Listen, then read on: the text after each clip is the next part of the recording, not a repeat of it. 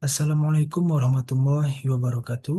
Om Swastiastu, Salam, Namo Buddhaya, Salam Kebajikan, dan Salam Sejahtera bagi kita semua. Baik, adapun pada kesempatan kali ini, saya akan mempresentasikan terkait dengan mata kuliah Filsafat Pendidikan dengan bahasan materi yaitu tujuan inspirasional, pres- preskriptif, dan investigatif filsafat pendidikan.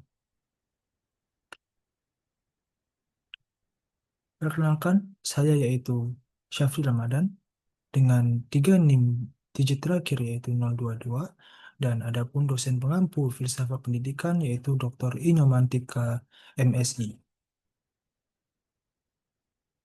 Baik, selanjutnya yaitu bahasan pertama dengan bahasan tujuan inspirasional. Nah, di mana pada tujuan inspirasional ini terdapat jenis-jenis tujuan dalam filsafat pendidikan. Yang pertama yaitu Eh, dalam literatur filsafat pendidikan biasa dibedakan beberapa jenis tujuan yang berkaitan dengan bagaimana filsafat pendidikan memberi arah dan pedoman.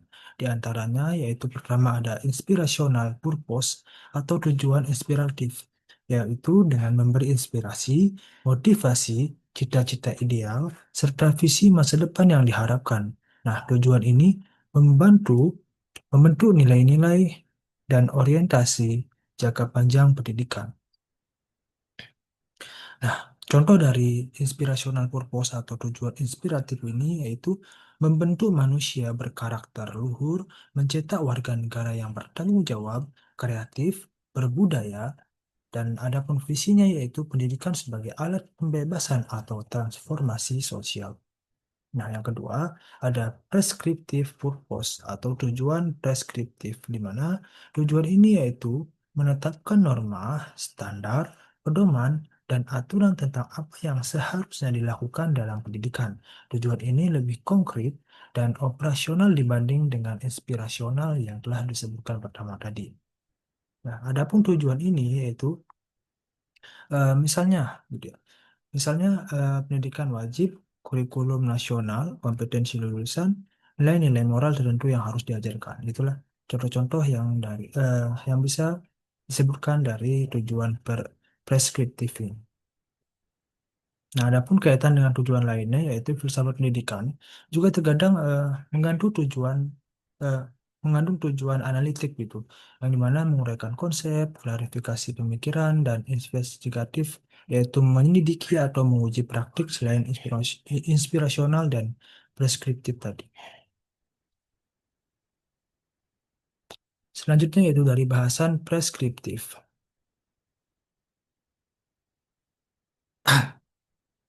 Yang dimana dari bahasan preskriptif ini terdapat konsep dan dimensi tujuannya. Yang pertama ada esensi dan karakteristik, di mana menjawab pertanyaan apa yang harus dilakukan untuk mencapai tujuan pendidikan. Untuk mulai dari standarnya, kompetensi, kurikulum, ataupun bahkan dari segi penilaiannya yang bersifat mengikat dan operasional.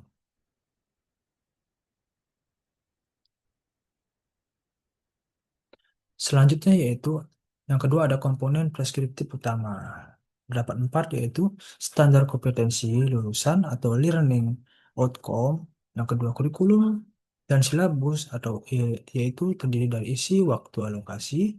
Yang ketiga metode dan asesmen bagaimana belajar dan bagaimana menilai.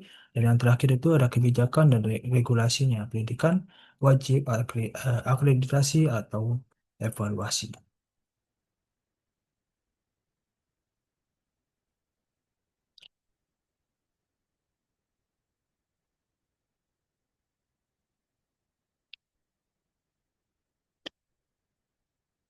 Yang ketiga yaitu contoh implementasi preskriptif, di mana eh, contoh ini yaitu bisa disampaikan negara atau regulator menetapkan kurikulum nasional yang memuat kompetensi kognitif, afektif, psikomotorik, yang mana sekolah diwajibkan melaporkan capaian, guru diberikan pedoman RPP atau strategi pembelajaran.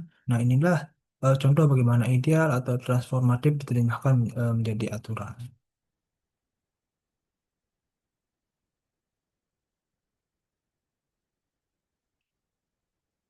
Selanjutnya yaitu kelebihan dan resiko preskriptif.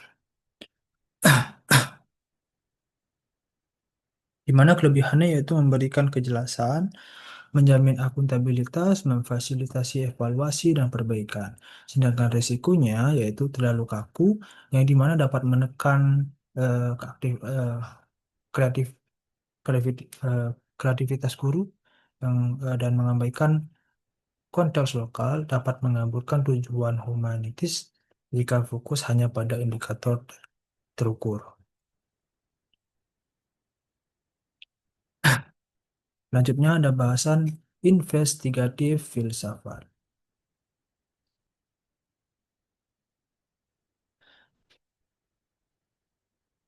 Nah, pada investigatif filsafat ini dapat didefinisikan, yaitu investigatif filsafat adalah pendekatan dalam filsafat yang menekankan penyelidikan kritis, analitis, dan reflektif terhadap realitas, pengetahuan, dan nilai. Yang berbeda dengan penelitian empiris dan di ilmu alam atau sosial, filsafat investigatif berfokus pada pertanyaan mendasar seperti apa itu kebenaran. Selanjutnya ada apakah pengetahuan manusia memiliki batas dan sebagainya begitu ya. Selanjutnya yaitu dilihat dari ciri-ciri penelitian investigatif dalam filsafat. Pertama, mengajukan pertanyaan mendasar. Yang kedua, kritis dan analitis. Yang ketiga, reflektif dan normatif.